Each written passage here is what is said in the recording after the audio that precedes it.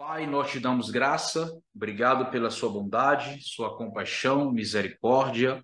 Estamos aqui mais uma vez reunidos para meditar na sua palavra e pedimos ao Senhor que nos dê entendimento, iluminação nas sagradas escrituras, que possamos ter a revelação do Espírito por detrás da letra, no nome de Jesus. Derrama sobre nós o espírito de revelação, possamos estar alinhados, meu Deus, ao que o teu Espírito Santo tem para nos revelar nesta noite, nesta aula, no nome de Jesus. Amém e amém. Muito bem. Reforçando, a nossa aula ela vai correr normalmente e teremos aí entre 10 a 15 minutos para as perguntas, tá? Para nossas perguntas.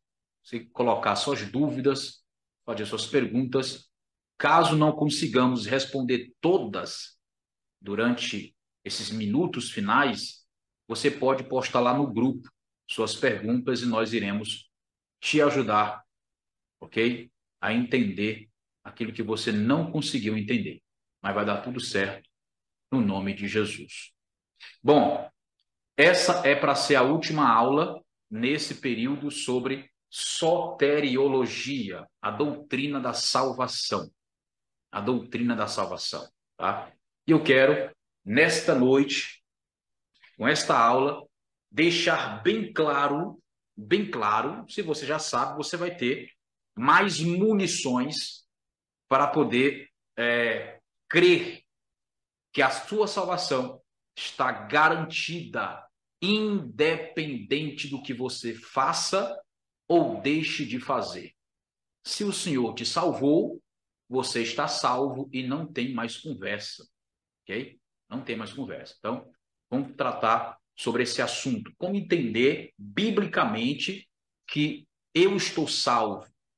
Nós falamos no final da nossa aula passada, rapidamente, sobre você a declarar sua salvação dentro dos estágios da salvação. A salvação, ela tem três estágios, ok? A salvação tem três estágios. É quando você pode falar da seguinte forma: eu sou salvo, estou sendo salvo e serei salvo. Eu sou salvo, estou sendo salvo e serei salvo. Essa deve ser a nossa colocação correta. Quando alguém te pergunta, você está salvo? A tua pergunta em contrapartida é: depende. Depende, né? De que maneira você está colocando a sua pergunta? Depende muito. Porque eu estou sendo salvo e serei salvo. Essa é a forma mais coerente, de acordo com a Bíblia, para você declarar sobre isso. Por quê?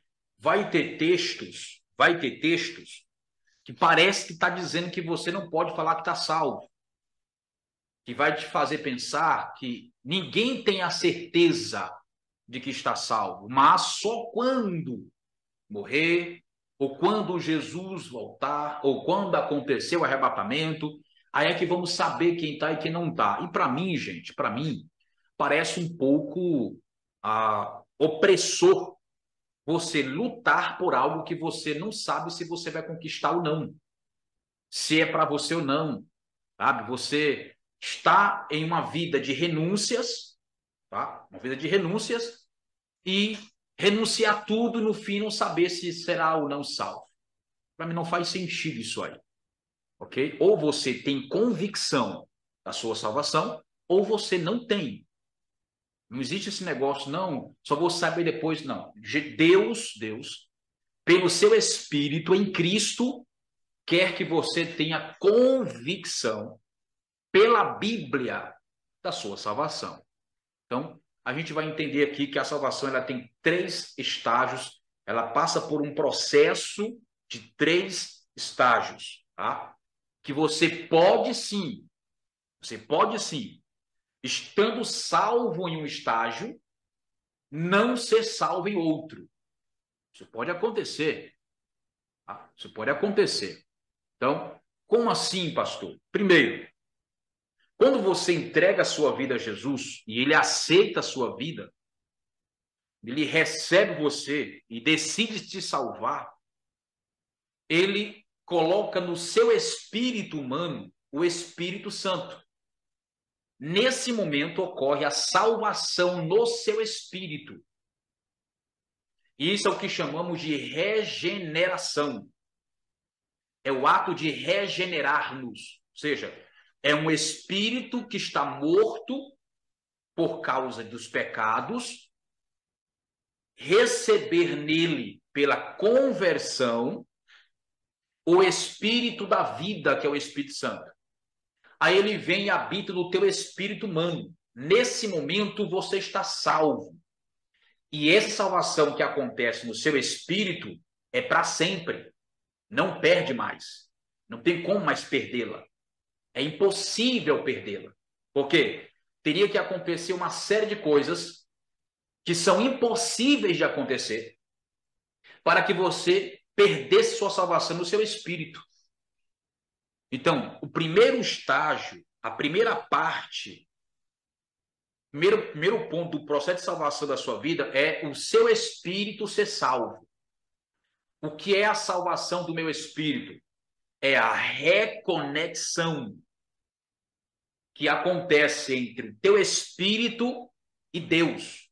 Lembra que nós somos tricótomos? Nós temos o espírito, temos um corpo, somos uma alma. Cada um de nós somos alma. Você é uma pessoa, personalidade. Você é um ser. Você é uma criatura de Deus. E nós somos, falando lá passada, a única criatura da criação de Deus que consegue se mover no mundo físico e no mundo espiritual, que tem dois corpos, um corpo físico, matéria, e um corpo espiritual, que é o espírito humano. O teu corpo físico, ele acessa o mundo físico. O teu corpo espiritual, que é o teu espírito humano, acessa o mundo espiritual. Então, a primeira coisa que Deus faz é salvar o teu espírito, colocando dentro de você o Espírito Santo. É o que nós chamamos de novo nascimento. Novo nascimento. Acontece no seu espírito. Abra comigo aí, Evangelho de Jesus segundo João, capítulo 3.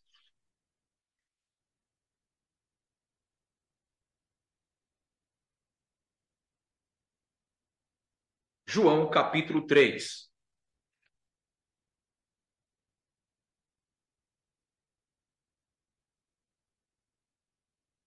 Versículo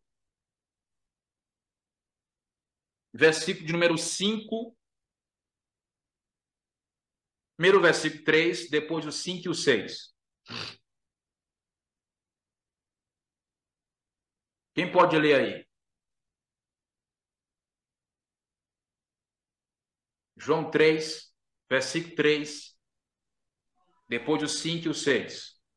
Se quiser, posso ler, pastor. Por favor. Respondeu Jesus: digo-lhe a verdade, ninguém pode entrar no reino de Deus se não nascer da água e do Espírito. O que nasce da carne é carne, mas o que nasce do Espírito é Espírito. Amém? Ele está falando, olha, existe um princípio, Nicodemos, que você não conhece. Porque no versículo 13 ele vai dizer, respondeu-lhe Jesus, em verdade te digo, se alguém não nascer de novo, não pode ver o reino de Deus. Ver, no texto aqui, tem o mesmo sentido de entrar. Para você ver, tem que entrar. Para você ver o reino, tem que entrar dentro dele. Então, ver aqui é o sentido de entrar. Então, assim, olha, ninguém pode entrar no reino sem novo nascimento. Não tem como nascer de novo. Não tem como entrar no reino sem nascer de novo. Aí ele pergunta, como que é isso, Senhor? Eu sou um homem velho. Como é que eu retorno para o ventre de minha mãe para nascer de novo? Aí ele vai falar, explicar para ele o beabá. Porque isso aqui é uma revelação simples. Simples. E um doutor não conhecia isso. Não sabia disso. Ele ficou, mas como é que isso é possível? Respondeu Jesus. Ele vai falar. Quem não nascer, se alguém não nascer da água e do Espírito, não pode entrar no reino de Deus. Não pode entrar. Ou seja, esse novo nascimento acontece no espírito da pessoa, no seu espírito humano. É ali que acontece o novo nascimento. Novo nascimento é ser regenerado, é ter o teu espírito vivificado. Efésios capítulo 2, versículo 8. Carta de Paulo aos Efésios, capítulo 2, versículo 8. Perdão, versículo 1. 2, 1. Pode ler? Por favor. E vos vivificou, estando vós mortos em ofensas e pecados, Versículo 2 também, por favor. e que em outro tempo andaste segundo o curso deste mundo, segundo o príncipe das potestades do ar e do espírito que agora opera nos filhos da desobediência. Amém.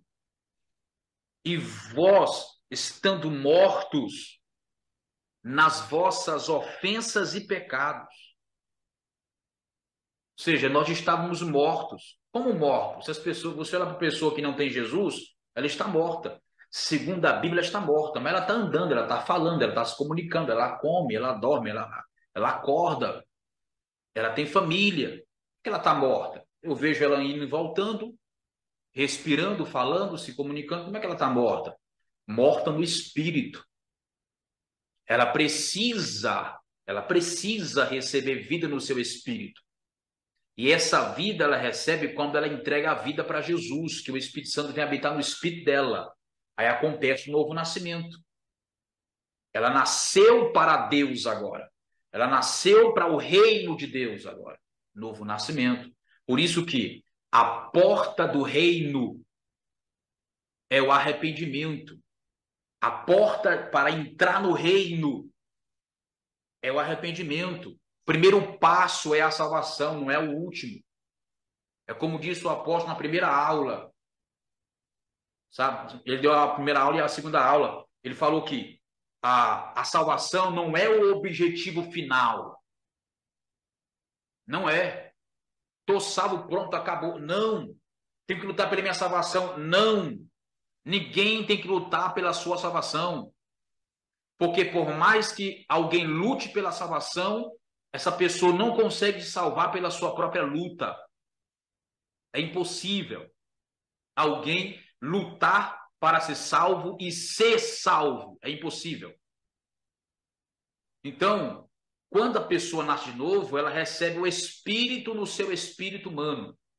Aí a Bíblia vai falar que essa pessoa torna-se um só espírito com o Senhor. Um só espírito com o Senhor. Por quê? O espírito dela, ele foi unido, mesclado ao Espírito Santo.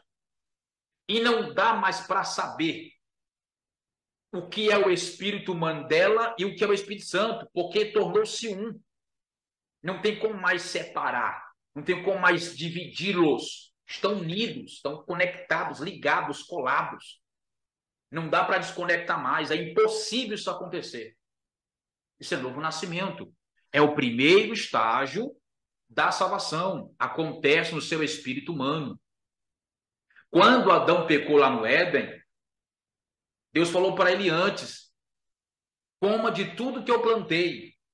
Haviam ali, gente, 4 qualidades de árvores. 4 qualidades de árvores. Árvores boa para se comer, uma qualidade. Árvore agradável à vista, outra qualidade. Árvore da vida, que era apenas uma árvore. Havia muitas árvores para poder se comer, muitas para poder, que era boa, agradável à vista, e uma última árvore, que era a árvore da ciência do bem e do mal. Né? Para dar, está ali ao lado da árvore da vida, no meio do jardim. Então, 4 qualidades de árvores. Deus falou assim: coma de tudo, coma da boa para se comer, agradável à vista, da árvore da vida, só não coma da árvore do conhecimento do bem e do mal.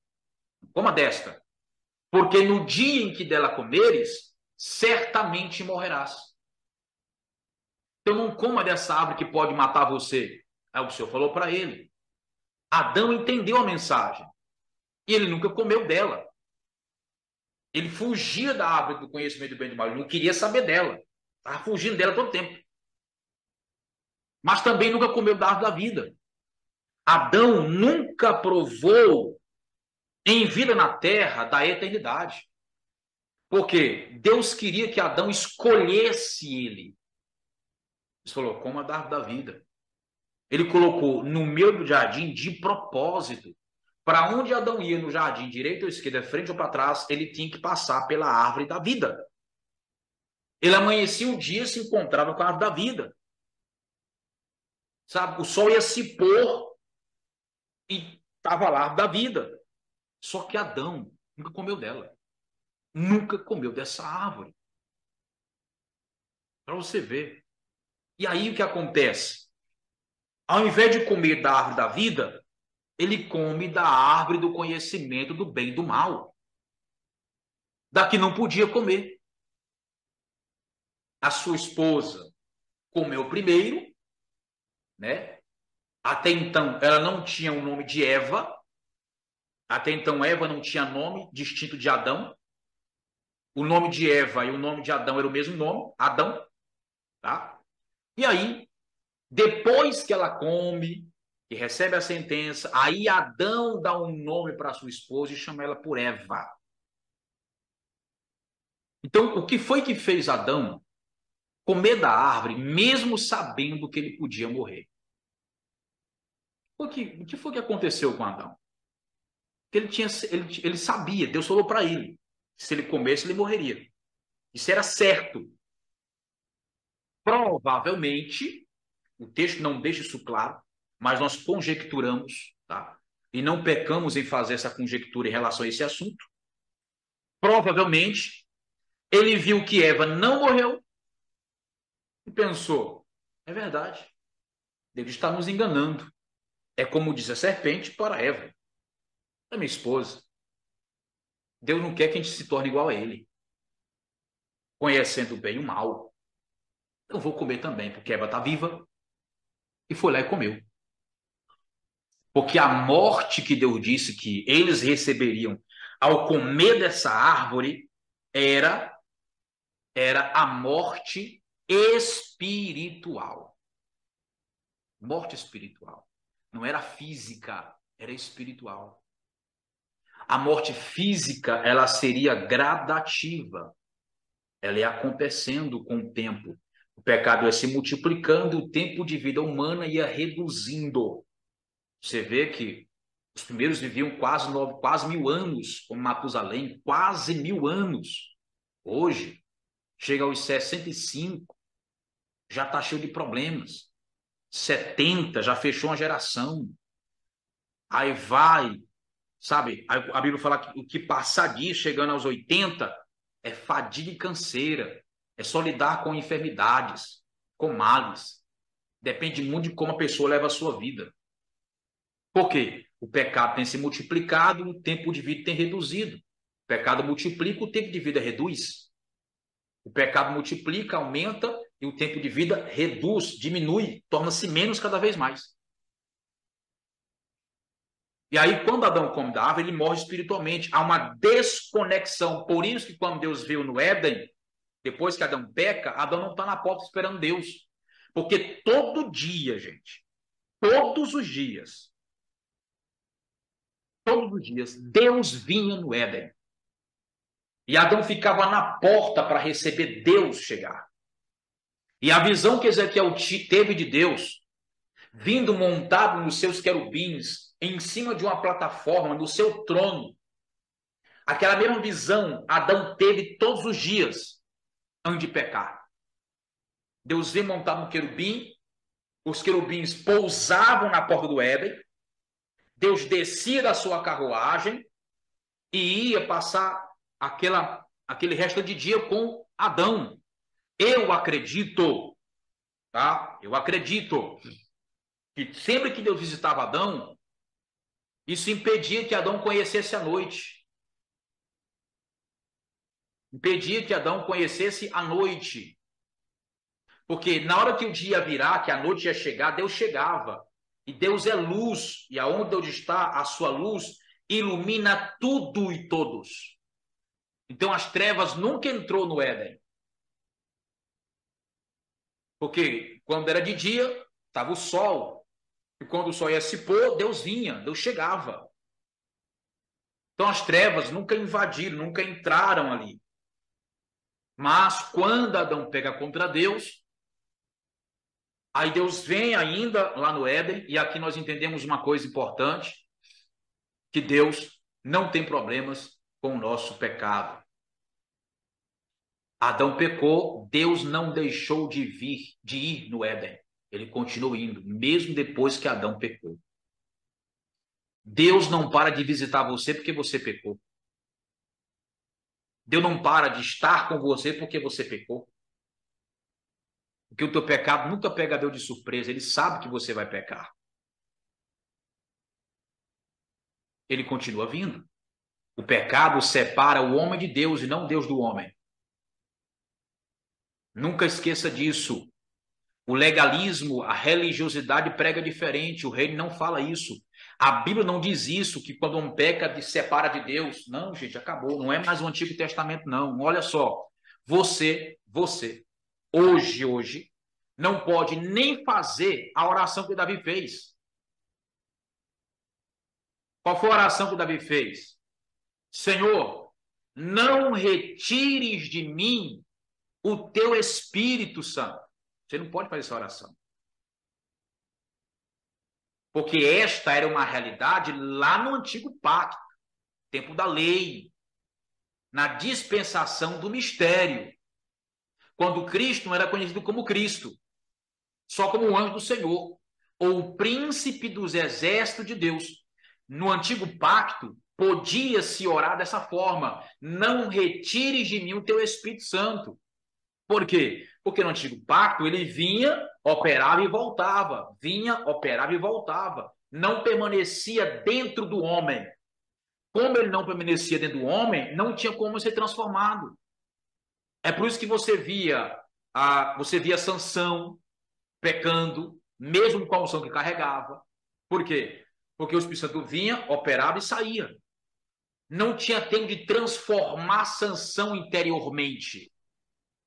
Ele não podia ficar. Porque o que Deus falou no capítulo 6 de Gênesis ainda perdurava como uma lei. Continuava perdurando como uma lei. Ele falou assim no capítulo 6, versículo 3. Portanto, agora o meu espírito não vai mais insistir comigo para estar no homem. Porque o homem é carne. O homem decidiu pelo pecado. Aí Deus tirou o espírito da terra. E agora ele era entregue sob medida. Vinha, operava e saía. Vinha, profetizava e saía. Vinha, operava no rei e voltava para a eternidade. Não ficava no homem. Não tinha como ser transformado. Por isso que Davi fez esse clamor: não retires de mim, Senhor, o teu Espírito Santo. Não tem como, gente, haver transformação sem ter dentro o Espírito Santo. Pastor, por que eu não posso fazer mais essa oração de Davi? Porque você está na dispensação da graça. A graça e o reino diz que quando o Espírito Santo ele entra em você, ele não sai mais. E se eu pecar, ele não sai mais.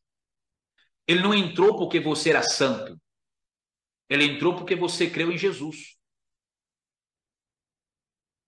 Abra aí João capítulo 14. Evangelho de João capítulo 14. Perdão, capítulo 14, versículo 16 e 17. Quem pode ler, por favor? E eu orarei ao Pai, e ele vos dará outro consolador, para que ele possa habitar convosco para sempre. O Espírito da verdade, que o mundo não pode receber, porque não o vê nem o conhece, mas vós o conheceis, porque ele habita convosco e estará em vós. Amém? Olha só o que Jesus está falando, gente. Eu rogarei ao Pai. Para quê, Senhor? Você vai pedir o quê para o Pai? E ele vos dará outro consolador. Porque Jesus também é um consolador. Mas Deus daria outro consolador, outro paráclito, a fim de que esteja para sempre. Não é por algum tempo, não. É para sempre. Não é só enquanto você é santo, não. É para sempre. Não é só até você pecar, não. É para sempre. Convosco. Vou rogar ao Pai. Olha só, existem pelo menos 5 tipos de orações. 5 tipos de orações. Dentre os 5 tipos de oração, tem a oração rogar. Rogar no grego significa pedir algo sabendo que a resposta é não. Rogar, anote aí, se você puder. Rogar significa orar a Deus sabendo que a resposta é não. Você vai lutar por um sim. Ele falou, eu vou rogar ao Pai. Eu já sei que a resposta é não. Por que, pastor, que a resposta é não? Porque existe uma palavra que Deus lançou. Vamos ler ela, já falei aqui. Abra aí Gênesis capítulo 6, versículo de número 3. Quem puder ler, me ajude, por favor. Amém. Então disse o Senhor: não contenderá o meu espírito para sempre com o homem, porque ele também é carne. Porém, os seus dias serão 120 anos. Amém? Olha só. Deus falou. Então, não contenderá. As traduções, a maioria delas, coloca que não vai contender com o homem. Não é isso que está no hebraico, não.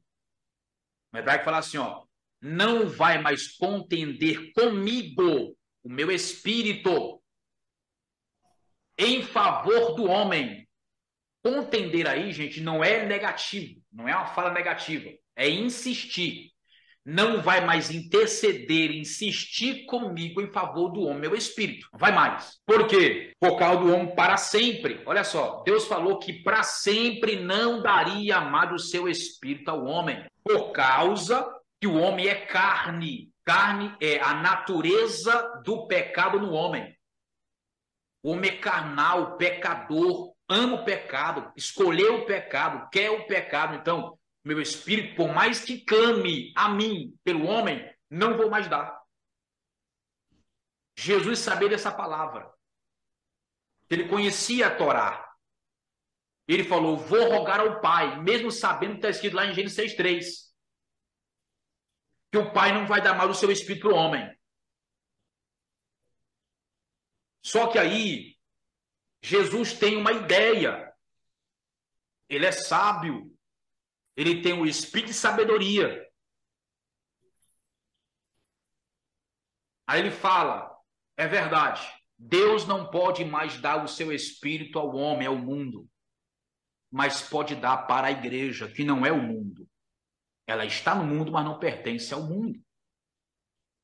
Vou rogar ao Pai para que ele mande para a igreja e não para o mundo. O meu espírito. Por isso que ele falou, no 17 de João 14, o espírito da verdade que o mundo não pode receber. Por quê? Por causa de Gênesis 6:3. Porque não vê nem o conhece. Vós o conheceis, porque ele habita convosco, aí fala, e estará em vós. Diferente, ele se mover entre o povo e está no povo. O Espírito Santo não quer só se mover em nosso meio, ele quer estar em nós. Ele não quer se manifestar no nosso meio, ele quer se manifestar dentro de nós. Então, ele falou que quando ele viesse, estar dentro de nós, seria para sempre. Não por um tempo determinado, é para sempre. Não dá, gente, para desconectar mais. Depois que ele entra em você, está em você, para sempre. É para sempre. Pronto. Abra comigo aí, 1 Coríntios 6:17. Estamos falando sobre a salvação do Espírito. Capítulo 6, versículo... Mas o que se ajunta com o Senhor é o mesmo Espírito. Amém? Esse áudio aí do pastor Marco, top, viu? Isso é só o microfone do computador, pastor, do notebook? Meu amigo. Pensa. Assistir a aula pelo notebook é muito bom. Rapaz. Microfone embutido desse notebook aí. Pode tirar o meu daqui e colocar um notebook desse aí. Já vai girar por aí. Rapaz. Viu aí, irmãos? Aquele que se une ao Senhor é um só espírito com ele. Aonde? No espírito humano. Não tem mais diferença entre o teu espírito humano e o Espírito Santo. Ele é um só. Se você pegar um papel A4, 2 papéis A4, encher um de cola escolar, você enche de cola, e você une ali os dois na medida, mede, coloca os dois, deixa a cola secar, irmão. Deixa a cola secar. Depois que secar, tenta desgrudar um do outro. Vê se é possível acontecer isso. Sem rasgar. Não é possível. É impossível você fazer. Para poder desconectar você do Espírito Santo, teria que arrancar pedaços dele, pedaços seus, pedaços dele, pedaços seus. Isso é impossível. Por isso que a salvação do teu espírito é uma salvação eterna. Você está salvo no seu espírito. E nada ameaça a tua salvação no espírito. Nada ameaça a tua salvação no espírito. Está salvo, acabou. Como que acontece essa salvação no meu espírito? Efésios capítulo 2, versículo 8 e 9. Vamos ler de novo. Nós já lemos isso aqui na aula passada. Vamos ler de novo. A gente vai passar muito por esse texto aí. Muito por esse texto aí. Efésios 2, versículo 8 e 9. Porque pela graça sois salvos, por meio da fé. E isso não vem de vós, é dom de Deus. Não vem das obras, para que ninguém se glorie. Amém? Porque pela graça sois salvos por meio da fé. E isto não vem de vós, é presente, é dom. Diga salvação. Salvação. Vou ligar o fone de vocês agora, o microfone de vocês aí. Diga salvação. Salvação. E fé Salvação. é um dom. É um dom. É um presente. É um presente. Amém? Amém.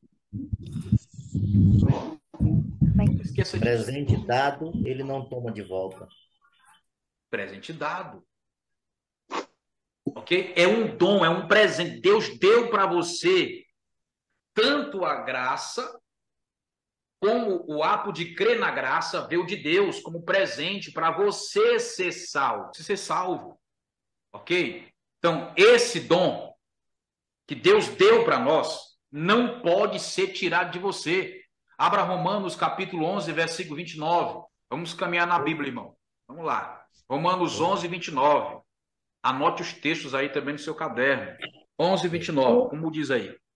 Amém. Porque os dons e o chamado de Deus são sem arrependimento.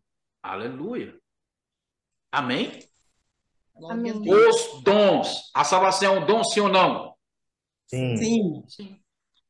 E o chamamento, a vocação que você tem, são dados sem arrependimento. Ou seja, Deus nunca vai se arrepender por te salvar. E nunca vai tomar de você a salvação, porque ele é um dom que Deus dá e não toma mais. Se a salvação perde-se, se Deus me tira a salvação porque eu cometi um pecado, tem que rasgar esse texto aí, irmão, de Romanos 11, 29. Se você perde sua salvação porque você pecou, tá salvo, pecou, porque tá salvo não impede você pecar, mesmo sabe você pode pecar. E se você perde a salvação porque você pecou, esse texto aí, Paulo se equivocou. Paulo errou.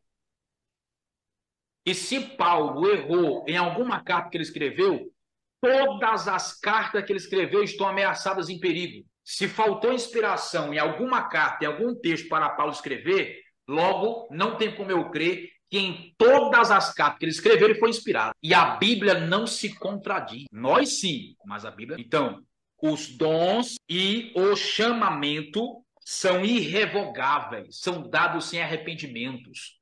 não podem ser tomados depois que são dados. Se Deus te salvou, você está salvo. Acabou a história. Agora veja lá, capítulo 2, versículo 10 de Efésios. 2:10.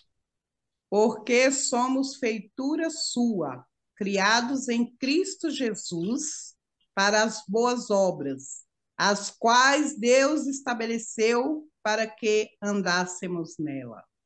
Amém. Glória a Deus.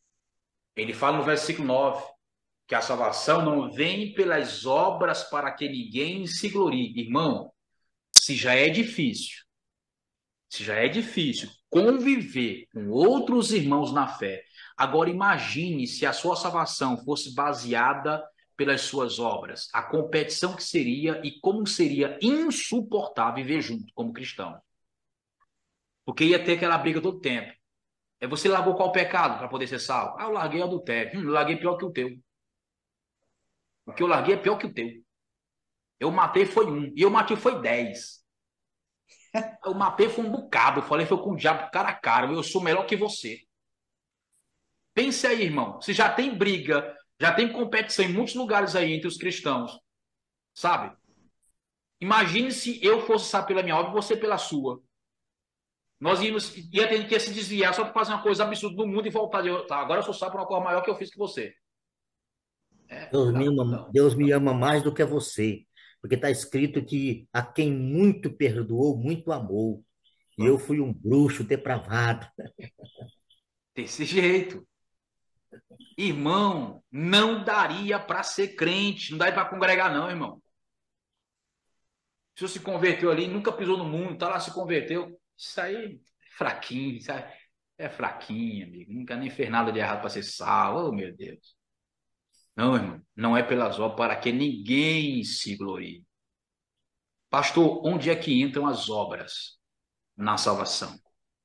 Você foi salvo para as boas obras e não por causa das boas obras. As tuas boas obras confirmam que você é salvo, não fazem você. Se eu não consigo ter boas obras, de jeito nenhum, há um grande risco de eu nunca ter sido salvo. Porque ele falou no versículo 10, porque somos sua obra-prima, criados em Cristo Jesus, para boas obras, as quais Deus de antemão, antes de salvar você, já preparou boas obras para você conseguir praticar depois que é salvo. Entenda uma coisa, só quem é salvo consegue praticar boas obras. Quem não é salvo não consegue praticar boas obras. Por isso que é impossível ser salvo por boas obras, porque se não for salvo, como é que pratica elas? Não, vou fazer tudo certinho para eu me encher do Espírito Santo. Você jamais vai conseguir ser cheio do Espírito Santo para ser salvo por boas obras, porque você não consegue fazer nada bom sem ele. Você não consegue reconhecer que é pecador, que você errou, que você falhou sem o Espírito Santo. É ele quem te convence disso. E é por isso que Sansão não conseguiu, é por isso que lá no antigo pacto não conseguiu, Davi não conseguiu, por quê? Porque não habitava neles o Espírito Santo, só vinha sobre ele, não habitava nele. E a obra da regeneração começa na parte mais profunda do nosso ser, que é o nosso espírito humano. Ali começa a obra de regeneração. E é por isso que ele vem habitar no teu espírito humano, quando você nasce de novo. O processo começa no teu espírito, e não na tua alma, e nem no teu corpo, é no teu espírito. Não tem como manifestar exteriormente o que você não é por dentro. Se eu manifesto uma coisa por fora que eu não sou por dentro, eu sou ator, que no grego é chamado de hipócrita. Hipócrita. Então, primeiro o processo de salvação acontece no seu espírito. Aí você pode falar assim, ó, eu sou salvo no meu espírito. Você é salvo no seu espírito. E está sendo salvo na sua alma. A sua alma todos os dias está sendo salva. A salvação da alma é a transformação dela. Desafiador, irmãos, é salvar a tua alma. Ok? Salvar a tua alma. Há 3 tipos de batismo. Na verdade, há 3 aspectos de um mesmo batismo. 3 aspectos de um mesmo batismo. Abra comigo Mateus capítulo 3, versículo 11. E eu, em verdade, vos batizo com água para a remissão, mas aquele que vem após mim é mais poderoso do que eu, e não sou digno de levar suas sandálias. Ele vos batizará com o Espírito Santo e com fogo. Amém? 3 batismos aí. Primeiro, batismo nas águas. Batismo nas águas. Batismo com o Espírito Santo e o batismo com fogo. Batismo nas águas, batismo no Espírito Santo e o batismo em fogo. O batismo nas águas acontece no seu corpo. Ele é um ato físico que simboliza uma mensagem espiritual. Acontece no corpo. O batismo com o Espírito Santo acontece no teu espírito. Deus reveste o teu espírito de unção e autoridade celestial. Batismo com o Espírito Santo. E o batismo em fogo é o batismo da tua alma. Todos os dias a tua alma é batizada no fogo. E ela precisa disso para que haja transformação na sua alma. Ela tem que estar sempre no fogo. Tem como repetir, pastor? Só peguei o batismo com fogo aí, que minha internet também caiu. Batismo nas águas, ele acontece no corpo, quando a pessoa ela é submergida nas águas, né? Tem que haver esse ato de submergir a pessoa nas águas. Não pode mudar a forma de fazer o batismo. Pode ser numa piscina, pode ser no rio, tanto faz. Mas tem que imergir a pessoa, ela tem que mergulhar o corpo inteiro. Que fala de sepultamento e ressurreição. Tá? Ninguém sepulta ninguém jogando só um pouquinho de terra na cabeça da pessoa. Tem que cavar o buraco e jogar dentro, irmão. Tem uns batismos por aí que a pessoa chega lá e fica com um negocinho, tá batizado, tá batizado. Sepultou o camarada, rapaz. Sepulta essa velha criatura aí, irmão. Ah, não tem, não, pastor, não tem rio aqui não, não tem piscina, cava um buraco, irmão, enche de água, pode ficar amarela, joga lá dentro a pessoa, batiza ela. Tem que mergulhar na água todinho, o corpo todinho, nem que ela saia da lama lá, carregando lama na boca, tá batizado agora, meu. Agora você tá morto, sepultado para esse mundo. Então tem que mergulhar, tá? Corpo, traz uma mensagem espiritual. Batismo no Espírito Santo é o batismo que acontece no teu espírito humano, está sendo revestido de poder. E o batismo com fogo acontece na sua alma. Esse é todos os dias, todos os dias. 1 Pedro capítulo 1, versículo de número 7 até o 9.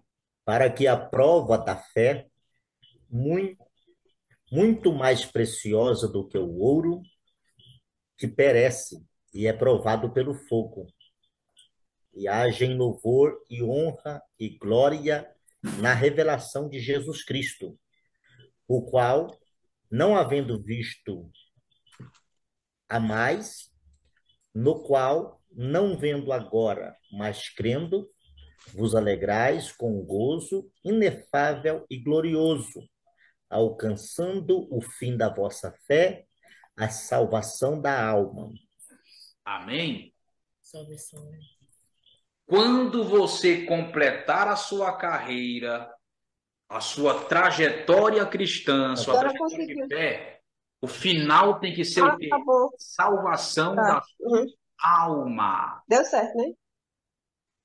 Se chegar no final, tua alma não estiver salva, é por isso que eu falo, você pode estar salvo no espírito e não ser salvo na alma. E aí que está o problema. Por quê? Quem completar toda a sua carreira e chegar no final não tiver com a sua alma salva, pastor, o que é alma salva? Transformada. Como é que é isso, pastor? Ele falou no texto, né? Assim como o ouro é provado pelo fogo, tua alma também vai ser provada pelo fogo. Para quê? Para resultar em louvor, glória e honra na revelação de Cristo Jesus.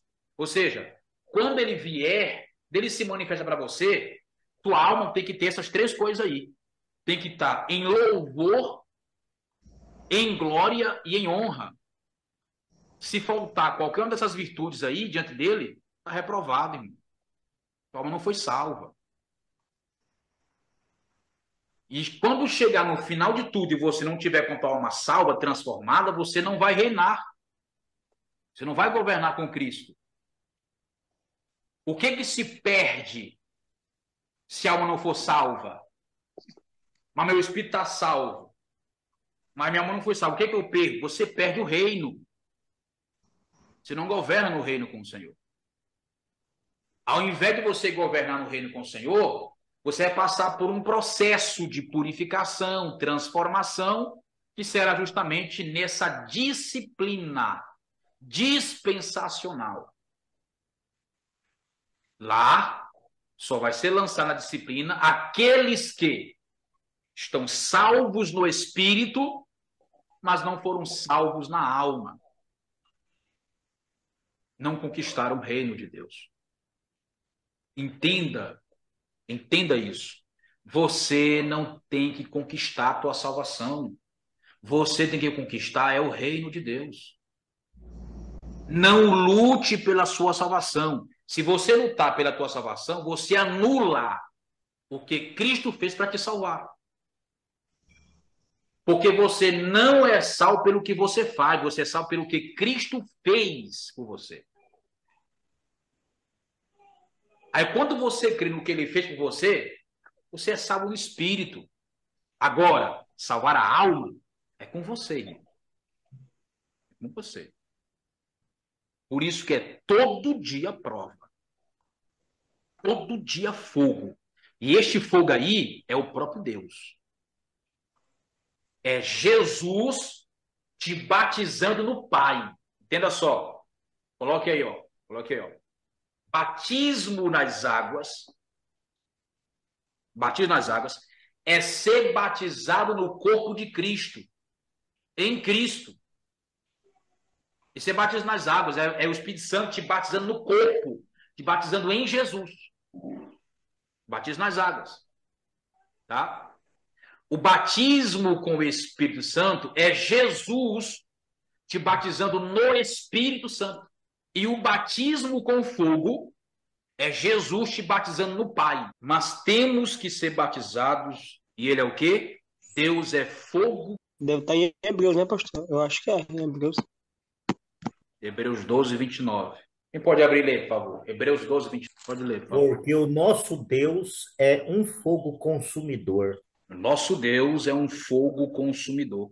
E nesse texto aí de Hebreus capítulo 12, está falando sobre Deus disciplinar aqueles a quem ele ama. Deus disciplinar quem ele ama. Se alguém pega contra Deus e não passa por disciplina, é porque ele é bastardo, não é filho. Deus só pode disciplinar quem é filho. Então, quando você cometer um erro, Deus disciplinar você, se alegre. Deus reconhece você como filho. Mas se você peca e nada acontece com você, você não é cobrado em nada, porque você é bastardo, você não é filho. Então Deus, ele é fogo consumidor. Ele vai consumir teus pecados, teus problemas, teus defeitos. É todo dia, irmão. Por isso que o povo fala que crente só presta com prova. Crente sem prova não presta, diz isso. Eu não discordo muito não, viu? Amém? Ainda em Hebreus 12, 6, até o versículo 8. 6 a 8. Porque o Senhor corrige o que ama, açoita a qualquer que recebe por filho. Se suportais a correção, Deus vos trata como filhos. Porque que filho há a quem o pai não corrija? Mas se estais sem disciplina, da qual todos são feitos participantes, vós sois então bastardos e não filho. Além do que tivemos nossos pais, segundo a carne, para nos corrigirem, e nós reverenciamos, não nos sujeitemos muito mais ao Pai do Espírito para vivermos? Aleluia. Irmão, Deus está te disciplinando, agradece, irmão. Tu é reconhecido como filho. Tu está salvo. Agora, se tu não é filho, tu faz aí, não acontece nada com você. Uma vez uma irmã chegou para mim, lá em Teresina, e disse, pastor, não entendo. Beltrano ali faz isso.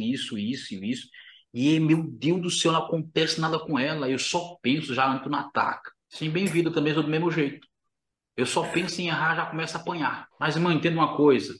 Há uma grande chance de nós sermos filhos e ela não. Deus só pode disciplinar aquele ama e a quem ele recebe como filho. Se eu sou disciplinado, porque somos filhos. Então não fiquem triste, chateado. Ah, por que Deus faz isso comigo?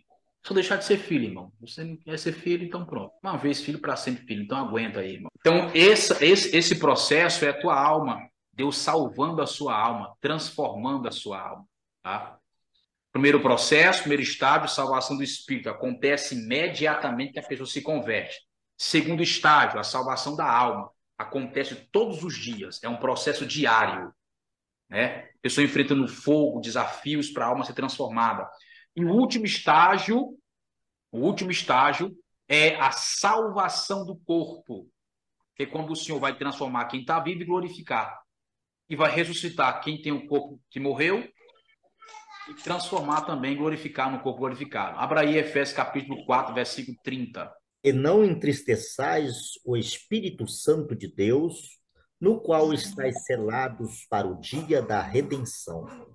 Amém? Para o dia da redenção. Ou seja, salvação do nosso corpo.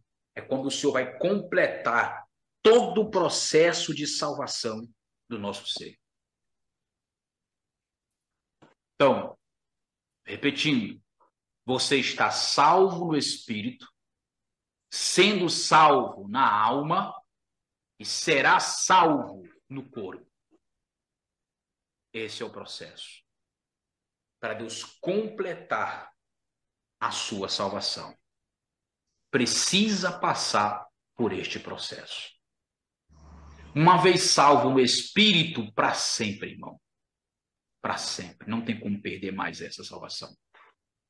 A salvação do Espírito acontece uma única vez e para sempre. A salvação da alma ela é todos os dias. Você corre o risco de perder a salvação na sua alma. Corre esse risco. Ok? Não é a salvação eterna. A salvação eterna foi dada no seu espírito. A salvação da sua alma, ela acontece diariamente. Entenda isso. Então, muita gente salva porque no céu, na eternidade com Deus, na verdade, haverá mais salvos do que pessoas condenadas no lago de fogo, no inferno. Porque nós confundimos muito inferno e lago de fogo. Hades e inferno. Né?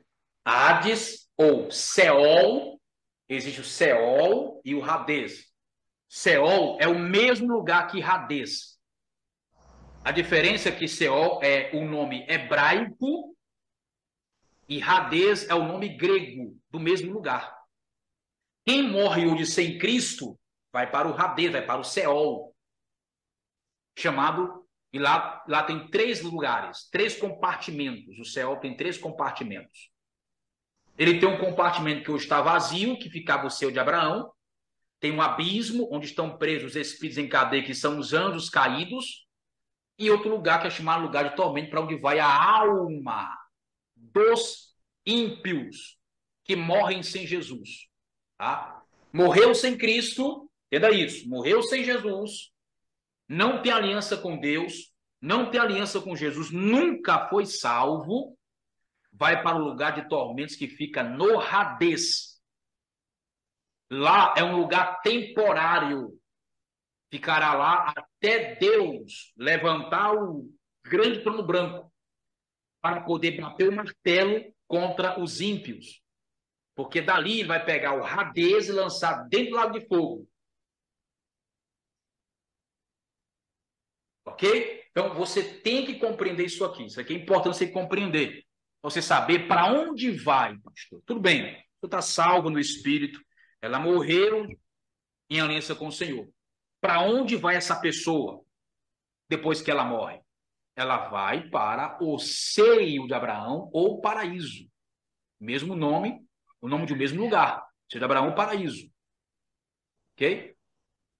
E o ímpio vai para o lugar de tormentos.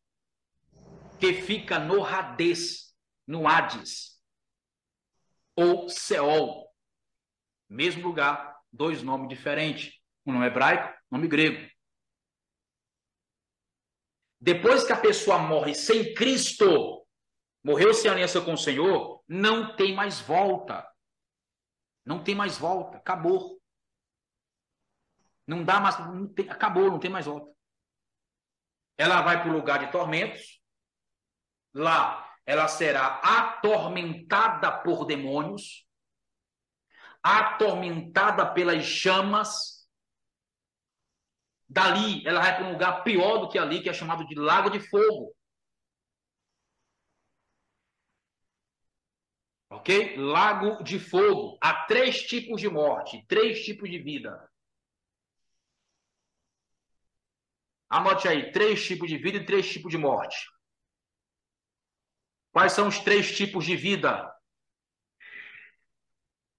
Primeira vida, Zoe. Z-O-E. Zoe. É a vida de Deus, vida espiritual.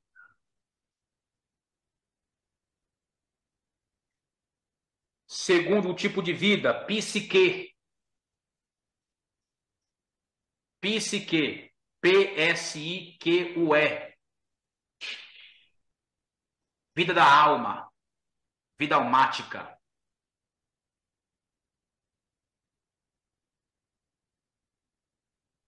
Terceiro tipo de vida, vida bio.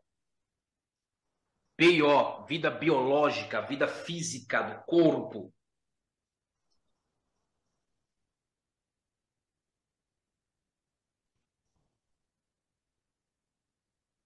Ok?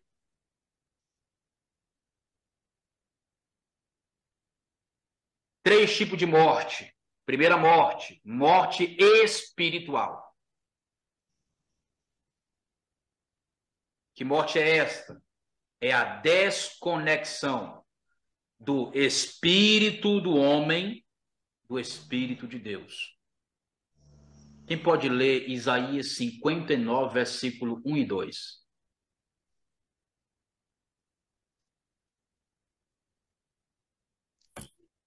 Isaías 59, versículo 1 e 2. Posso ler, pastor? Por favor. Vejam, o braço do Senhor não está tão curto que não possa salvar, e o seu ouvido tão surdo que não possa ouvir. Mas as suas maldades separaram você do seu Deus. Seus pecados esconderam de vocês o rosto dele, e por isso ele não os ouvirá. Olha o texto, irmão, olha só. O texto fala que os nossos pecados, que o pecado de Adão separou Adão de Deus, separa o homem de Deus, não Deus do homem. O pecado não joga Deus longe de você, joga você longe de Deus. A primeira coisa que a pessoa faz depois que peca é não orar mais. Ela não quer mais orar. Ela começa a fraquejar no ato de congregar, porque ela está sendo afastada de Deus pelo seu próprio pecado. Não é Deus que afasta dela, não. Entenda só, Deus não se afasta de você quando você peca. Somos nós que nos afastamos de Deus quando nós pecamos.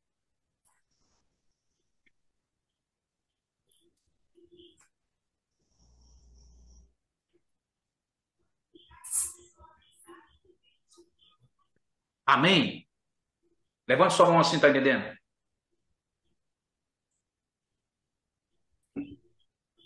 Posso fazer uma pergunta? Pode fazer. Eclesiastes, capítulo 9, versículos 5 e o 10 fala que os vivos estão cônscios que vão morrer, mas que os mortos não estão cônscios de nada, nem tem mais recordação. Os mortos não estão o quê? Vamos lá. Cônscios de...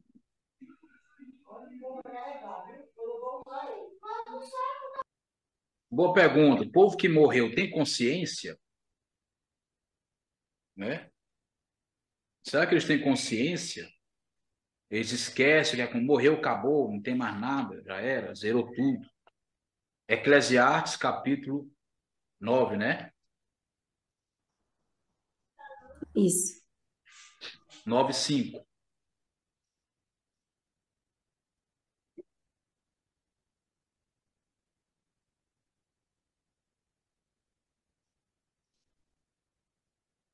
Como é que diz aí? Vamos lá, Posso ler? por favor. O meu aqui está na NVI. Certo. Pois os vivos sabem que morrerão, mas os mortos nada sabem. Para eles não haverá mais recompensa e já não tem lembrança deles. Para eles o ódio e a inveja muito desapareceram. Nunca mais terão parte em nada do que acontece debaixo do sol. Aí Amém? depois o 10 ainda fala assim, ó. O que as suas mãos tiverem de fazer, que o façam com toda a sua força, pois na sepultura para onde vai não há atividade nem planejamento, não há conhecimento nem sabedoria. Olha só, irmão. Olha o texto. Os mortos nada sabem, nem receberão recompensa, porque a sua recordação jaz no esquecimento. O que ele está dizendo? Primeiro, depois que a pessoa morre, ela não tem mais acesso a nada na terra. Quando ela morreu, ela não sabe nada mais do que vai acontecer dali para frente. Não sabe mais. Diz que a sua recordação jaz no esquecimento, ou seja, ela será esquecida. Morreu, será esquecido. Também o seu amor e o seu ódio já pereceram, ou seja, não há mais por que odiar e nem mais por que amar, porque o tempo de amar é quando está vivo. Quando chegar lá no rádio, vai pensar assim: Senhor, eu queria me reconciliar com ele. Não tem mais jeito, meu filho. O tempo de você se reconciliar com ele é quando estava vivo. Morreu, acabou. Esse texto aqui fala muito contra a questão da encarnação, viu? Da reencarnação. O versículo 10: tudo quanto vier à tua mão para fazer, faze-o conforme as tuas forças. Porque no Seol, morada dos mortos, para onde irás, não há obra, nem projeto, nem ciência, nem sabedoria alguma. Ou seja, chegou lá, nada que você pudesse fazer lá afetaria aqui o mundo dos vivos. Morreu, acabou a oportunidade. A chance, a oportunidade é quando está vivo. Tá? Não quer dizer o texto que quando a pessoa morre, ela não tem mais sabedoria, ela não tem mais conhecimento, ela não tem mais lembrança. Não é disso, não. Está dizendo que ela não vai saber de mais nada que acontece na terra dos vivos. Não tem mais conhecimento disso aqui. Porque agora foi fechado, está vedado o acesso dela ao mundo dos vivos. Ela entrou em outra dimensão. Tá?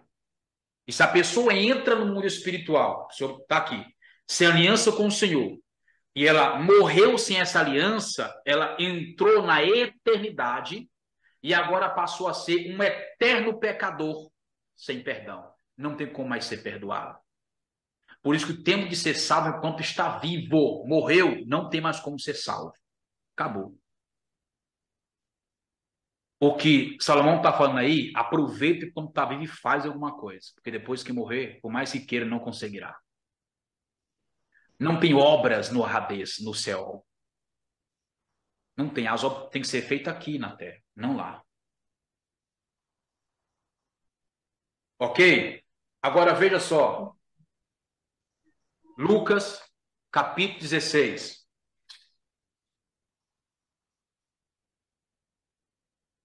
Lucas 16.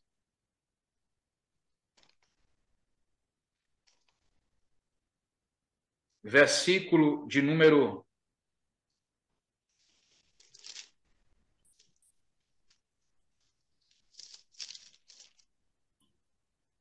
19.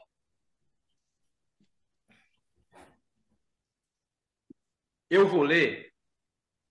Você acompanha na sua Bíblia aí, viu? Pega a sua Bíblia aí e acompanha aí. Que eu vou ler e vou explicando os textos logo. Lucas 16, 19. Levante a mão quem achou.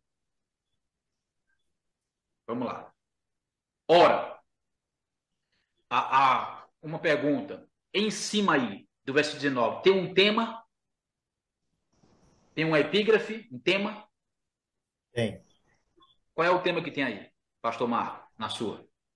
A parábola do rico e Lázaro. Mais alguém tem assim? A minha também tá assim. Parábola do rico e Lázaro, né? Mais alguém? Irmão, pode riscar esse negócio de parábola aí, que não é parábola não, viu? Não tem no texto isso aí. Isso aí não é uma parábola, isso aí é uma história. Isso aconteceu. Parábola? A minha aqui, pastor. Oi?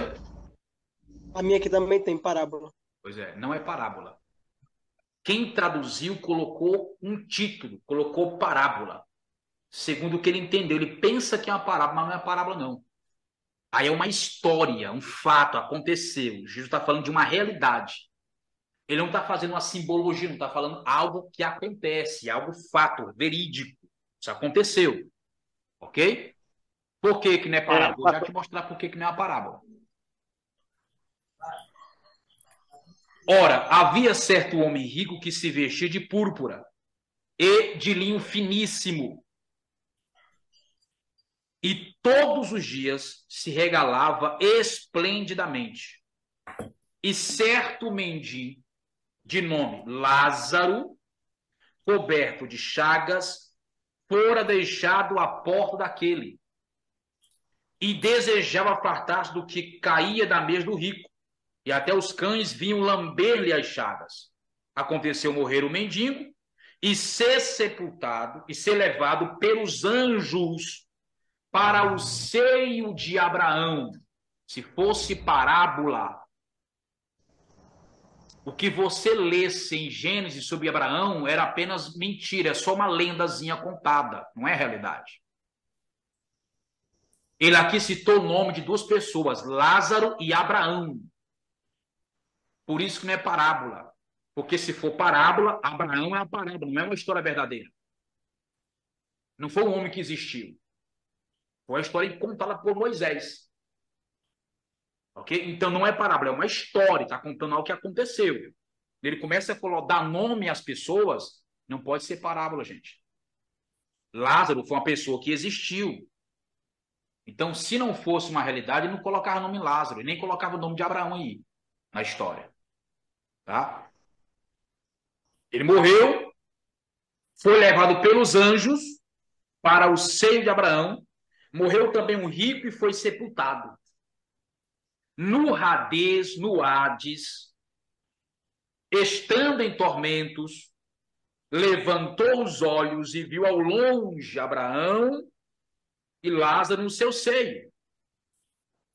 De novo, se fosse uma parábola, Abraão seria uma história alegórica, Lázaro também, e esse lugar também seria apenas uma ilusão, uma história, um lugar alegórico, simbólico, não uma realidade.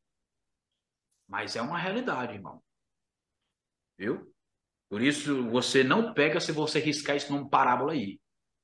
Tira esse nome daí. Porque esse título aí faz você ler o texto pensando que é apenas uma parábola mesmo. Aí ele vai falar assim, então clamando disse, pai Abraão, chamou Abraão de pai. Quer dizer que é o quê? Ele é um judeu. O rico era um judeu, um israelita.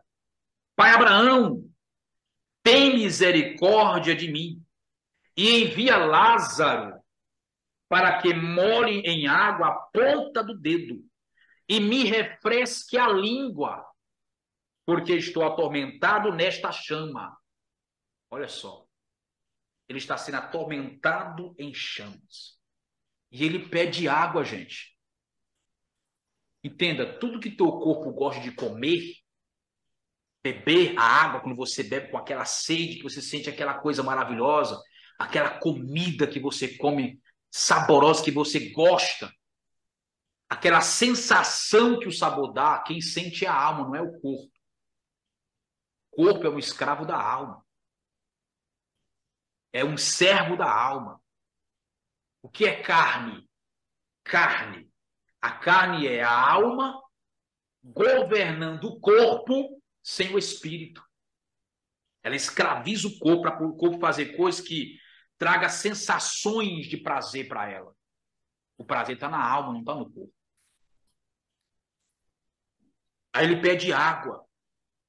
Estou atormentado desta chama. Disse, porém, Abraão, filho, lembra-te de que recebeste os teus bens em tua vida, e Lázaro igualmente os males. Agora, porém, aqui ele é consolado e tu atormentado.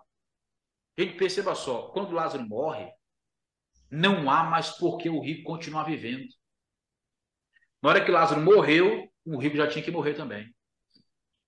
O nome Lázaro significa socorro. Lázaro era o socorro de Deus para o rico ser salvo. Lázaro era a porta que Deus abriu para o rico conseguir ser salvo. Mas ele rejeitou o socorro de Deus.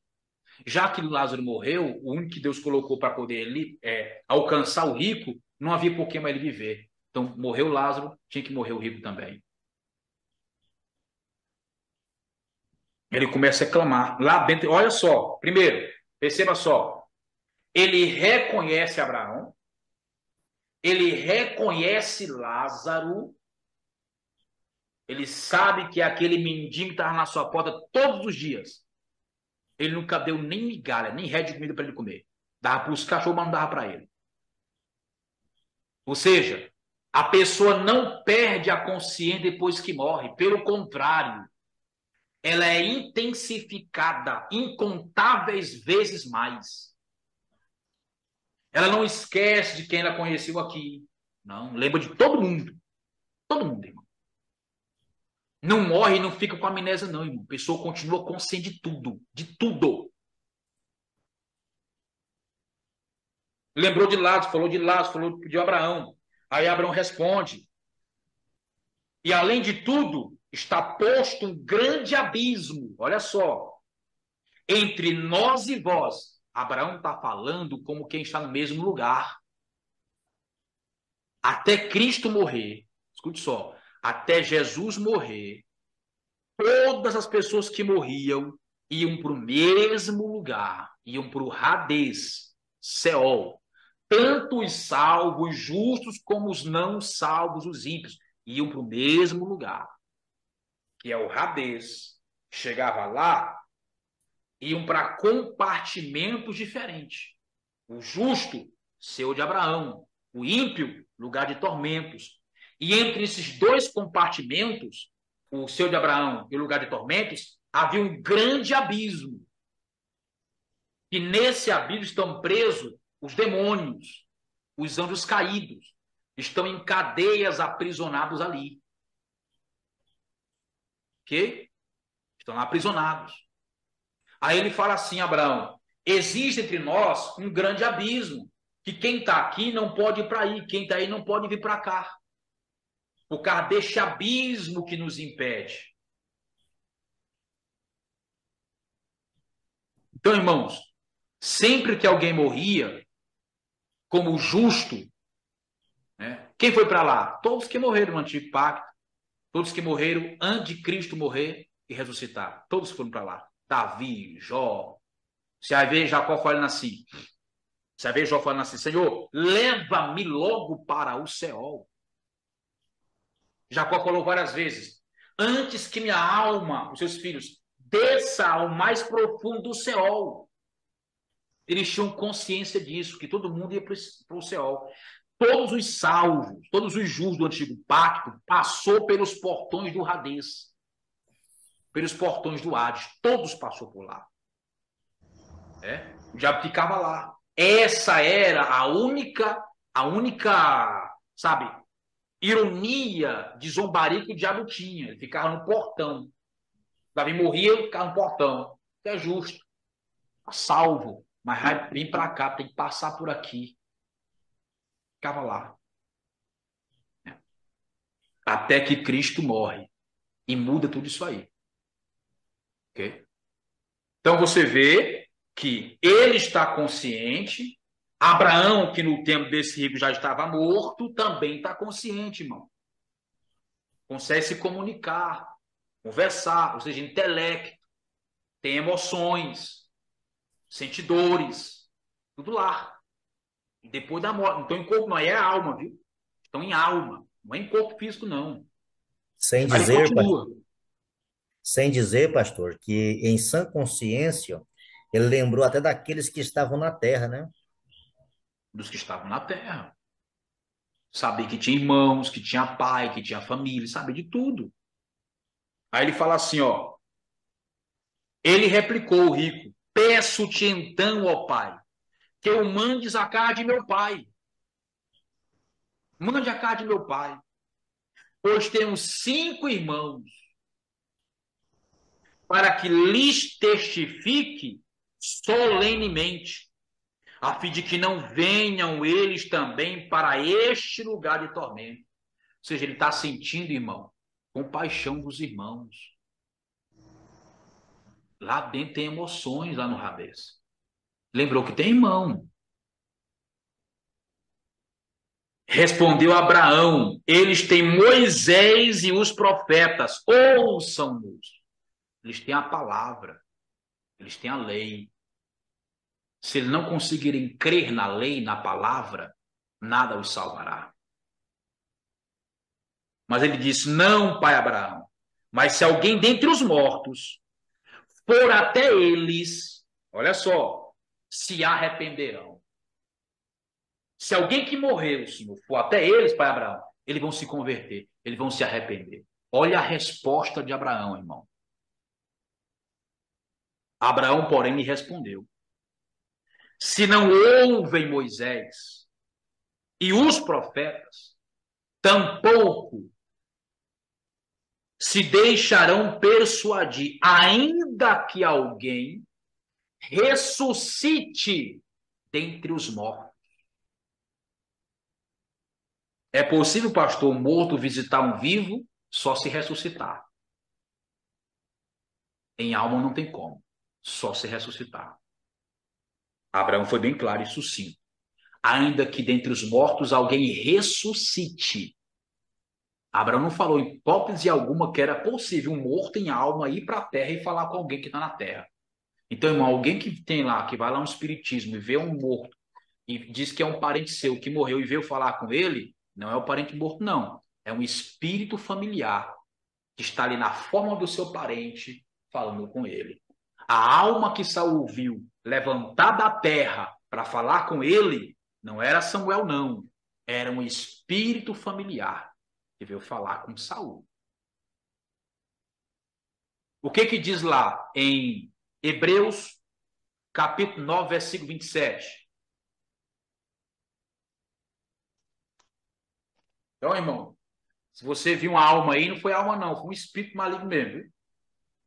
Aos homens estão ordenado a morrer uma só vez, vindo depois disto o juízo. Morrer uma só vez. Vindo depois disto o juízo. É por isso que eu tenho dificuldade, estou dizendo que não é, eu tenho dificuldade de acreditar que uma das 2 testemunhas de Apocalipse é Moisés, porque Moisés morreu. Se ele tiver que vir, ele tem que morrer pela segunda vez. Mas está ordenando a morrer só uma vez, como é que faz isso? Então, morreu, acabou, irmão. Acabou. Aguardar agora só o juízo. E vai vir pela frente. Ok? Então, o que aconteceu quando Cristo morreu? Ele tirou os justos. Ele tirou o selo de Abraão do Hades e levou para a Nova Jerusalém, para uma das dimensões da Nova Jerusalém. Abra comigo aí Efésios capítulo 4, versículo 8 e 9. Pelo que diz, subindo ao alto, levou cativo o cativeiro, deu dons aos homens. Isto é, ele subiu e, ora, ele subiu que é, senão também. Antes tinha descido às partes mais baixas da terra. Amém? Antes ele subir, ele morreu. Ele morreu, morreu na sexta-feira. Antes de entrar o sábado, José de Arimateia e Nicodemos fazem ali para poder pegar o corpo dele e colocar na sepultura, antes que entrasse o sábado, o Shabat. Por Jesus Cristo, ele não foi colocado dentro de um caixão, ok? Um deles dois ali ofereceu a sua cama, uma cama para colocar o corpo de Cristo em cima. Um deu o sepulcro, deu a cama.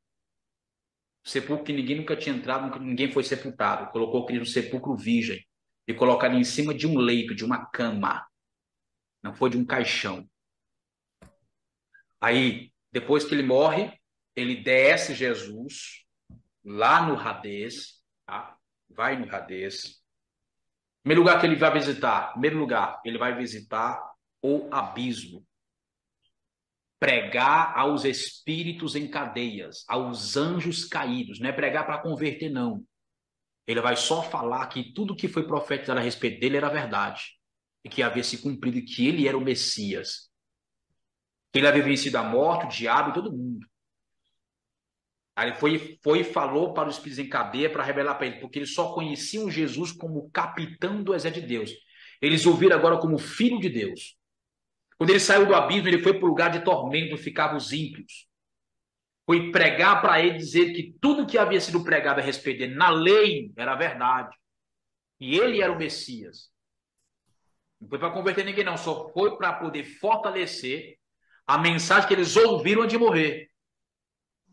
Depois que ele vai do lugar de tormento, ele sai de lá, vai para o seio de Abraão, para passar o Shabat com o justo no seio de Abraão. Tá? Por isso aquela história lá que o diabo fez uma festa no inferno, quando Jesus morreu, né? Bateram os tambores no inferno, o demônio começou a pular, matando ele, tá morto. O diabo começou a bailar lá com a pombagira, né? O tranca-rua começou, né? O sete facas começou a jogar faca do demônio, matamos ele. Irmão, não teve festa nenhuma no inferno, não. Não teve festa no inferno, foi tudo apavorado. Porque o diabo soube ali na cruz que ele estava perdido. Você acha, irmão, que ele ia pedir para ele desistir da cruz se ele quisesse que ele morresse? O que foi que ele fez? Começou a induzir os homens ali no pé da cruz. Desce, Senhor, desce, Senhor. Mostra que tu és o Filho de Deus. Desde aí vamos crer que tu és realmente Filho de Deus. E assim nós creremos. Ele queria que ele descesse da cruz, irmão, que ele desistisse. Mas ele não desistiu. Ele morreu, o demônio começou a fugir. Ele passa o Shabat com os justos no seio de Abraão. No domingo pela manhã, ele ressuscita e leva com ele cativo o cativeiro, o seio de Abraão. Tira de lá e leva para a Nova Jerusalém. Tá? Eu não vou ter como falar disso agora, mas há 3 dimensões da eternidade. 3 dimensões na eternidade. A dimensão do Abra aí Apocalipse, capítulo 1. Apocalipse. Capítulo 1 e o versículo de número 4. João, às 7 igrejas que estão na Ásia, graça e paz seja convosco da parte daquele que é, e que era, e que há de vir, e dos 7 espíritos que estão diante do seu trono. Amém. Primeira dimensão da eternidade, a dimensão do Segunda dimensão, dimensão do era. Terceira dimensão, a de vir, que significa será. A dimensão do será. Então, quando a pessoa morre em Cristo, ela vai para a dimensão do será, que é onde está o paraíso. A dimensão do será vão as pessoas em alma sem corpo. Fica lá, a alma da pessoa. Tá? Detalhe, não é dormindo não, irmão. Ninguém fica dormindo lá depois que morre, não, viu? A gente tende a ler o texto e fala assim: descansou no Senhor, dormiu no Senhor e pensa que a pessoa está dormindo. Está dormindo não, irmão. Todo mundo acordado, lá ativo. É culto 24 horas. É glória, é poder, é unção todo o tempo. Na hora que chega alguém que morreu salvo, entrou no paraíso, festa. Festa e festa. Porque o que se cansa e o que dorme é o corpo. É o teu corpo que se fadiga, que se cansa. É o teu corpo que tem que comer, beber água, se alimentar. É o teu corpo, não é a tua alma. Tua alma é espiritual, ela é eterna. Não tem como dormir. Não dá para dormir no mundo espiritual. Quando fala descansou do Senhor, é uma palavra simbólica. Descansou deste mundo para entrar em outra dimensão. Dormiu para este mundo, mas está desperto no outro mundo. Veja Lázaro e Abraão, estão acordados, conversando. Logo, pastor, quando se refere lá em Eclesiastes, que em Cantares, onde a irmã leu, que é muito usado pelos adventistas e algumas religiões, significa então que está se tratando do corpo, né? Acabou, pereceu, não tem mais atividade nenhuma. Interessante isso aí, né? Enquanto que a alma, a gente tem tantas passagens. O senhor falou que ele levou o cativo o cativeiro. Eu até imagino assim, que era triste esse negócio de descer. Mesmo que tinha divisão, lado bom e lado mal, mas o tal de descer. Mas quando ele levou, já é um triunfo, né? Hoje é uma alegria. Hoje já não desce mais, sobe, né? Exatamente. E que bom entender também que por mais que nós não estamos ainda no céu, nas boldas, mas já estamos no paraíso, em atividade, adorando. Assim também eu penso que quem parte sem Deus ainda não está no lago de fogo e enxofre, mas também já está em sofrimento. Exatamente. Entendeu? Tanto o paraíso como o lugar de tormento são lugares temporários. O lugar de tormento é como se fosse uma casa de custódia. Alguém cometeu um crime, vai para a casa de custódia. Esperar o quê? O juiz chamar para poder fazer o julgamento. Aí dali, quando ele é condenado, vai para uma cadeia. É a mesma cor do Hades. O Hades é uma casa de custódia espiritual. Onde estão os ímpios esperando o juiz, que é Deus, chamar para o trono branco, bater o martelo e prender no lago de fogo, que é a cadeia eterna. Os salvos estão no local temporário, esperando a ressurreição do seu corpo, para voltar para o seu corpo ressurreto e imortal, glorificar este corpo, para depois ir para a dimensão do É. E para sempre estar com Deus na dimensão do É. Na Nova Jerusalém. E pronto, irmão. Essa é a ordem dos acontecimentos. Tá? Morreu, segue se parando para aí. Aí, quando a pessoa morre hoje, ela sobe esse corredor, esse caminho, que quem trilhou esse caminho foi Jesus. Cristo, irmão, Cristo, quando ele morreu, ele trilhou um caminho novo e vivo, por onde todo mundo que morre passa por ele também. Ele atravessou o primeiro céu, o segundo céu, entrou no terceiro céu, entrou no jardim do Éden celestial, subiu o Monte Santo de Deus, se apresentou para o Pai, colocou o seu sangue como oferta por nós, oferta de santificação, voltou para o pé da cruz, dali desceu para o Hades, foi no abismo, lugar de tormentos, Shabat com o que estava no céu de Abraão. No domingo de manhã ele ressuscita e leva com ele todos aqueles. Quando você vê ali, capítulo 24 de Salmos, abra lá, Salmo 24.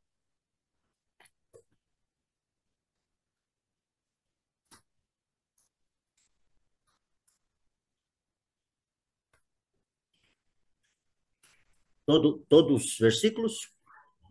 Vou ver aqui, especificar. Os 2 versículos que falam sobre a entrada dele. Levantai, ó portas. Esse? Isso. As vossas cabeças, versículos 6, 7. E entrará, levantai-vos, de novo, levantai, ó portas, as vossas cabeças, levantai-vos, ó entradas eternas, e entrará o Rei da Glória. Quem é este Rei da Glória? o Senhor forte, poderoso, o Senhor poderoso na guerra. Levantai, ó portas, as vossas cabeças. Levantai-vos, ó entradas eternas, e entrará o Rei da Glória. Quem é este Rei da Glória? O Senhor dos Exércitos. Ele é o Rei da Glória. Amém, gente? Duas entradas. Observe, são duas entradas. Primeiro ele sobe, levando o cativo, o cativeiro. Chega na porta do terceiro céu, e alguém brada. Os guardiões das portas, porque são 12 portas, os guardiões das portas falam assim: levantai, ó portas, as vossas cabeças. Por quê? E entrará o Rei da Glória. Aí quem está dentro pergunta: quem é este Rei da Glória? Os anjos lá perguntam: quem é este Rei da Glória? Por que os anjos perguntam isso, irmão?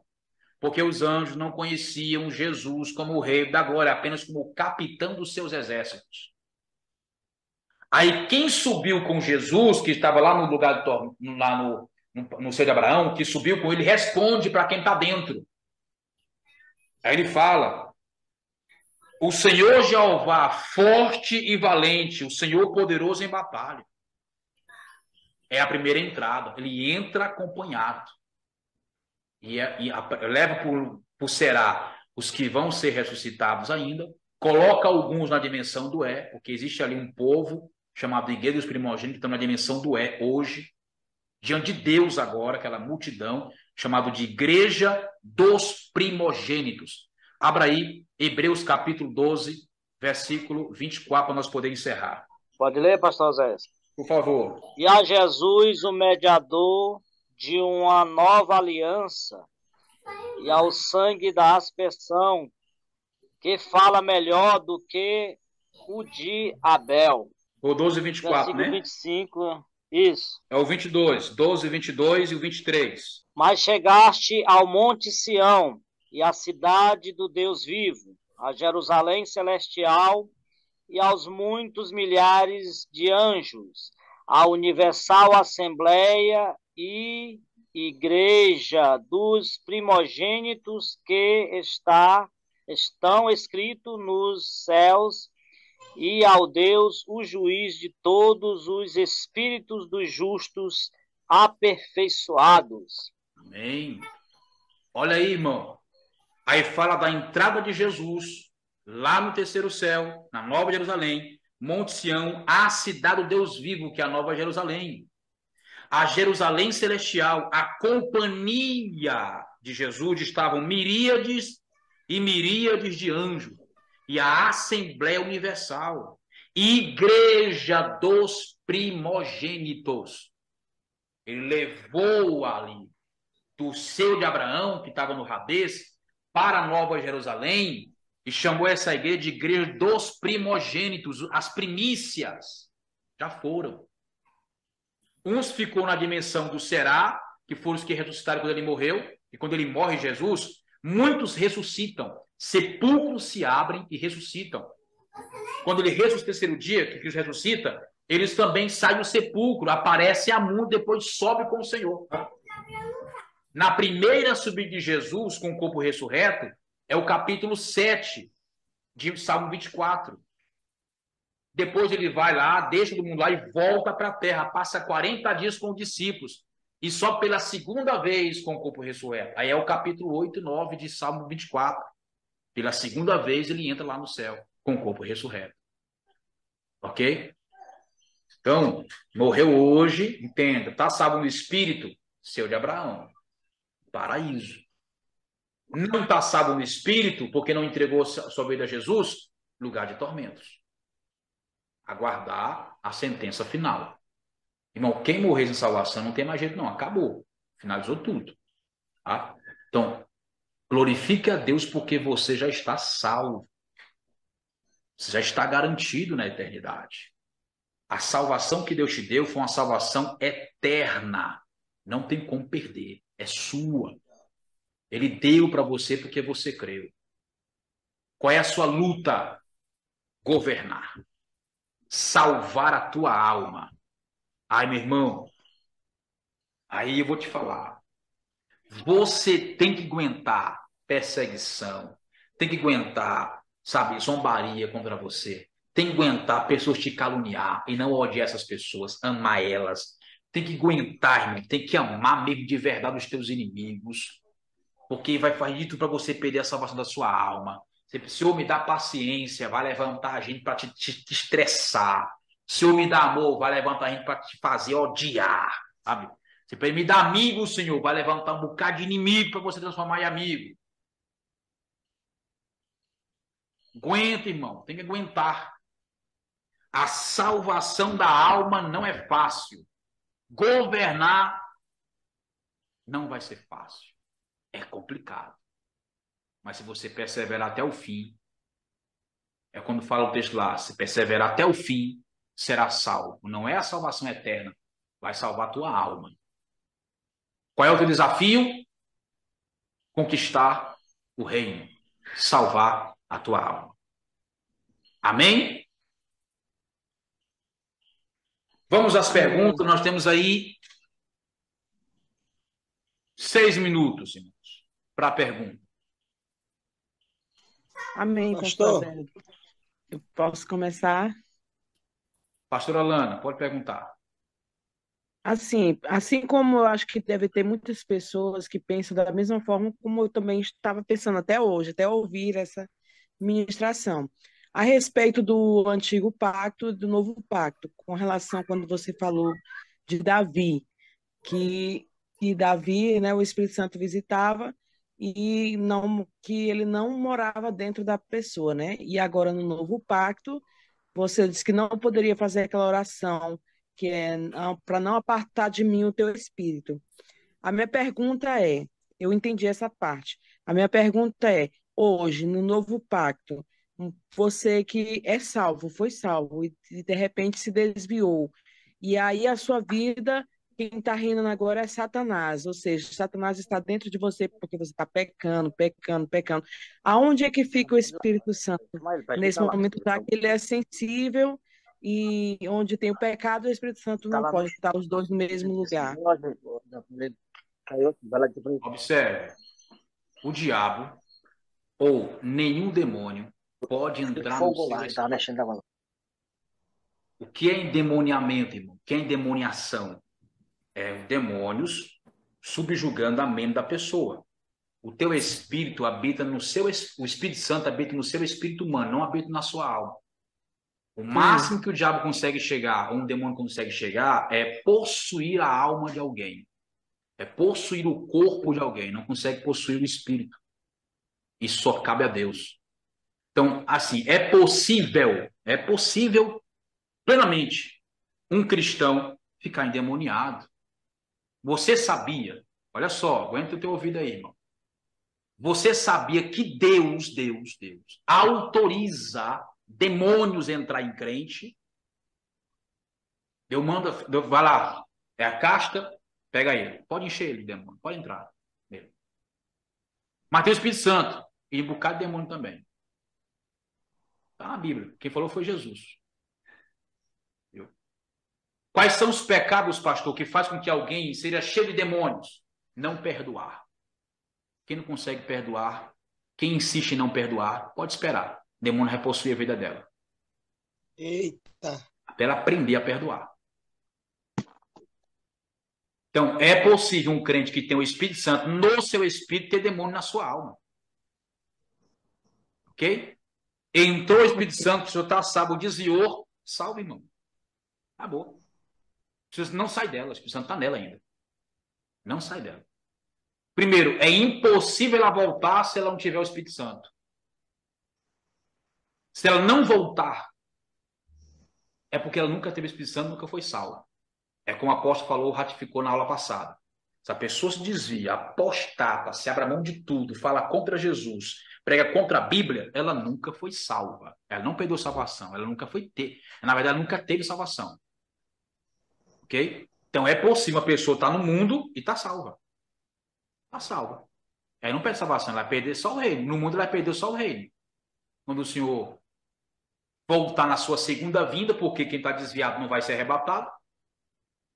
Quem está desviado não é arrebatado. Quem está desviado fica na terra para enfrentar a grande tribulação, para ter a chance, olha só, muitos da igreja, a maioria da igreja, ficará na grande tribulação. A minoria subirá no arrebatamento. Será arrebatada. Essa maioria que ficar aqui na grande tribulação terá a grande tribulação para conquistar o reino. Ainda vai ter muita gente que, mesmo com a dor da grande tribulação, não vai conquistar o reino. Passará um milênio de disciplina. Desviar não arranca a salvação de ninguém se a pessoa foi salva algum dia. Pastor Zé, Oi, missionário André. você pode repetir, por gentileza, as 3 tipos de morte, que parece que, se eu não me engano, você só falou da primeira, parece. Se eu puder repetir. Os 3 tipos de morte. Os 3 tipos de morte? Acho que eu falei só um. A primeira morte é a morte espiritual, a desconexão do nosso Espírito de Deus. O segundo tipo de morte é a morte biológica, que é a morte do corpo físico, ok? Que é a separação da alma, do espírito e do corpo, os 3 se separam. E o terceiro tipo de morte é a morte eterna, que é a condenação ao lago de fogo para toda a eternidade. Esta é a morte eterna. Tem uma pergunta boa aqui, irmão. Mas esses crentes, eles são crentes mesmo, né? Mestre, como é que eu faço para amar o Lula?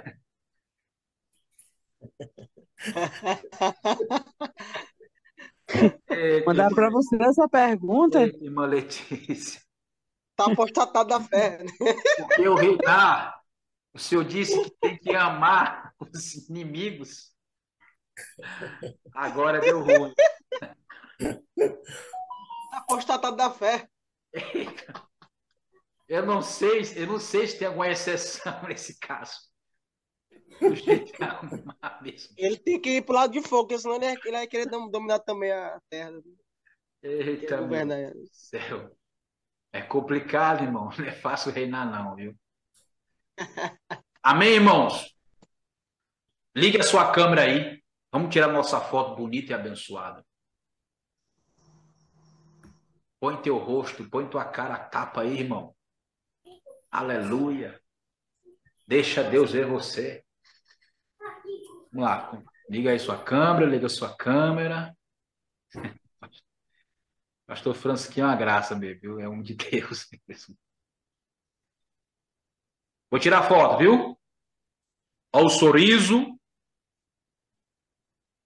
1, 2, 3. Amém. Glória a Deus. Vamos agradecer a Deus. Pastor Zé, você já viu? Oi? Falhou, pastor Francisquinho. É o seguinte, aquele texto na Bíblia aqui, eu não estou bem lembrado, mas aquele texto que fala de batismo pelos mortos, você falou de batismo hoje, eu queria que você explicasse o que significa isso na época dos saduceus, é uma discussão sobre a ressurreição, que eles não acreditavam. Eles só não criam na ressurreição. Eu não lembro qual é o texto aqui, depois eu vou procurar. Mande lá no grupo, que nem eu estou sabendo qual é. Amém? Vou procurar aqui. É por isso que os mormons acreditam que eles acreditam que a pessoa tem que... Sobre esses espíritos de prisão, foi bom você ter falado que era exatamente os demônios, né, que estavam presos, e os mormons acreditam mortos, chegou para eles e acabou salvando eles. Por isso que é necessário batizar pelos mortos, porque eles fazem o batismo pelos mortos mesmo, os mormons, justamente porque eles acreditam que eles vão receber a pregação, mesmo lá no Rio do Crendo em Jesus. Eles acreditam que vão faz o batismo. Eu depois vou encontrar uma discussão. Amém. Dos seus... Aí depois você explica aí depois melhor, depois que eu mandar para o senhor. Amém. Pastor Marcos, Ora, agradecendo a Deus por esta aula, para nós encerrarmos, em nome de Jesus. Amém, Jesus. Senhor Deus, muito obrigado por mais este momento em contato com a Tua palavra. Venha materializar em nossas vidas, que possamos colocar em prática, Senhor, tudo aquilo que estamos aprendendo. Glória a Deus. Está encerrando aqui algo básico sobre soteriologia.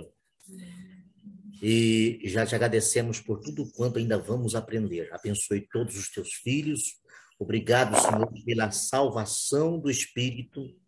Obrigado pela a nossa alma que está sendo salva cada dia.